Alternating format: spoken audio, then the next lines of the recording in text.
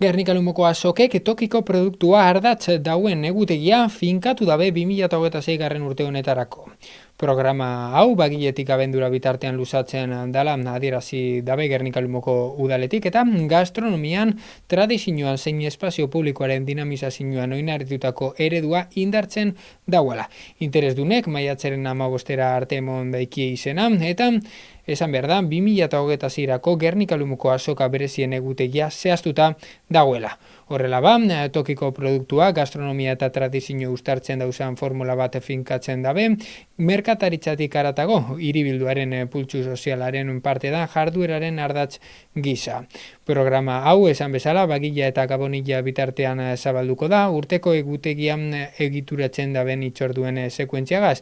Ibilbidea bagilaren 6an hasiko da, Urdebaiko txakolinaren egunagaz, Bizkaiko txakolina jatorri izana dauen txakolinaren dastatzean ardatz hartuko dabe honetatik. Hortik aurrera, eskema aldakuntzekin errepiketan dala azaldu dabe Gernika Lumoko udaletik, barazki eta frutua azokak izango direla aipatuz, artizautza postuak edo egun bakotzeko familia jarduerak egingo direla adiraziz. Garagarrilaren lauan, Gernikako piperraren egunaren txanda izango dala esan dabe, inguruko produkturik ezagunenetakoa dala zehaztu. Abuztuaren batean barriz, Arabako Erriosako ardaua egongo da eta makaioa kombinatzeko aukera egongo da.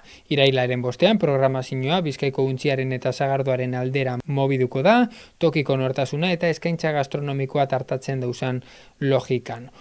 Urria da oilegez, eguteiko gunerik ezagunena izan be, hilaren 3an, sukalki eguna ospatzen da, eta oraingoan bebai hala egingo da, urriko lehen astelenaren atarik izan. Bertan, Pirineotako behien 39. Euskal Herriko txapelketa egingo da, 4 eta 5 beraz urriko lehen astelena, aurten, urriaren 4 eta 5 ospatuko da baserrikoa bere, makina eta produktuen erakusketagaz batera. 3 aste geroago, nola ez, urriaren 26an, azken astelena burutuko da, izan be, urriko azken astelena, urriaren 26an izango da urte honetan, mugarri sendoetako bat aktibatuko dauen eguna. Lehiaketak, dastaketak eta eusko labeldun produktuen presentzia egongo da.